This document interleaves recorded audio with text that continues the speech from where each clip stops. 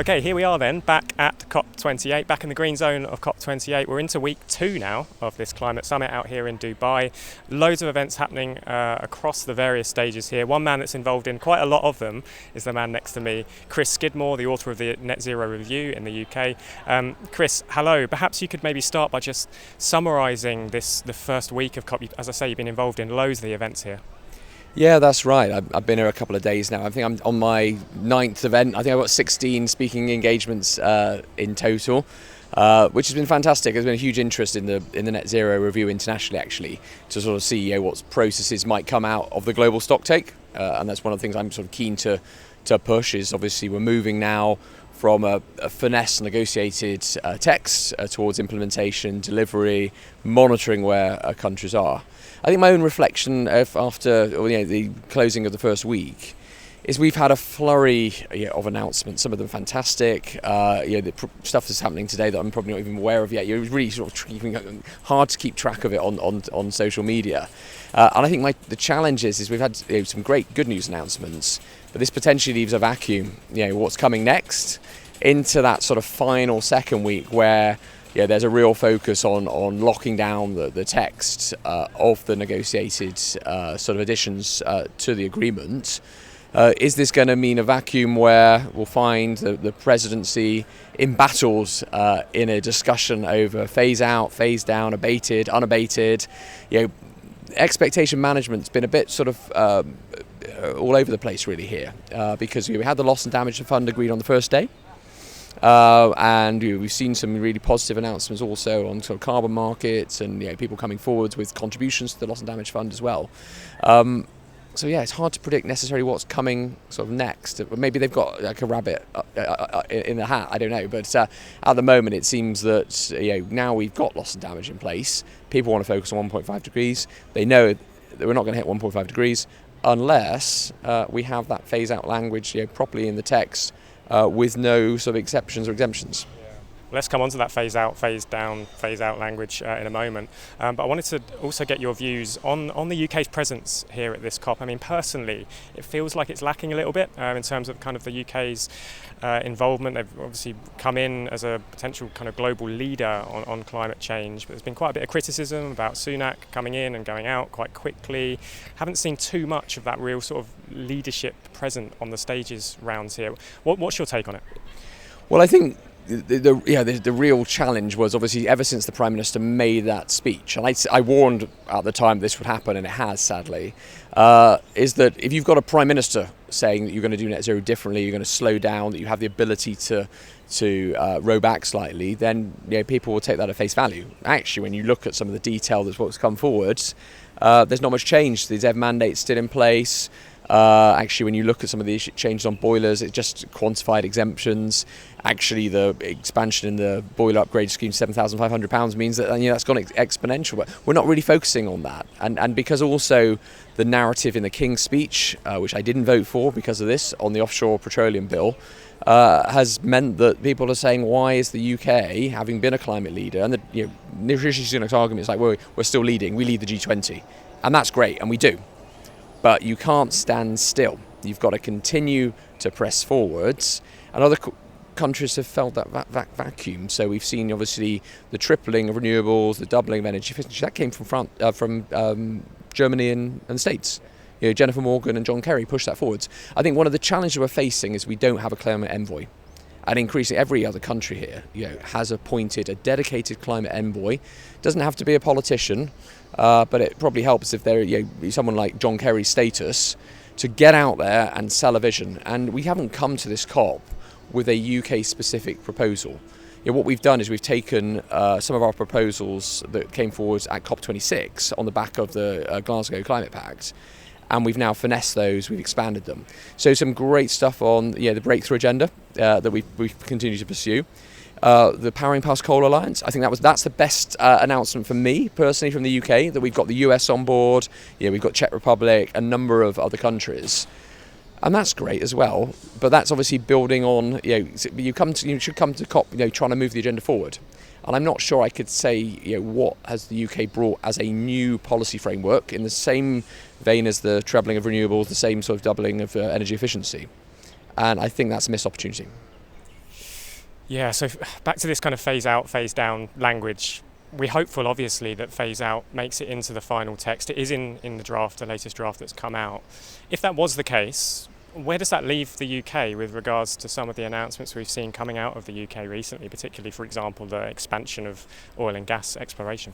Yeah, so I think when we look at the text, and obviously everyone will be monitoring sort of carefully, John Kerry has obviously come out and talked about unabated versus abated, and recognising that we have to have a phase out of unabated oil and gas. But that still obviously leaves a huge question mark for how long you would then wish to continue with oil and gas if it was abated. When I did my net zero review, I was quite clear, and I listened to everyone, that if we've got existing oil and gas on the balanced pathway, no one is saying that we don't need oil and gas over the next 30, 40 years. There is a place for that, and I think we don't want to fall into a political trap that potentially has been laid by climate detractors, which is that we're all part of the just stop oil narrative. We want to basically go backwards, that somehow we're going to sort of put jobs at risk. This is a transition. I tried to set out in the review a strategy for abating existing oil and gas. The government didn't take it. Actually, when you look at the recommendations in my review, the ones that they didn't take forward were all to do with oil and gas. They've committed to the North Sea transition deal, 50% of reduction of production emissions. But this is all very well, but we're not. The massive elephant in the room is obviously burning this stuff, and accounting for the emissions that oil and gas produces, and that's the challenge. More additional new oil and gas is simply adding to that emissions. And I put an amendment down in the Energy Act, again, that wasn't debated, about trying to get an independent body that would set an end date. Because the UK, we've gone for potentially a new oil field, we've gone potentially for new oil and gas licences annually in this Offshore Petroleum Act for the sake of 2 weeks extra energy.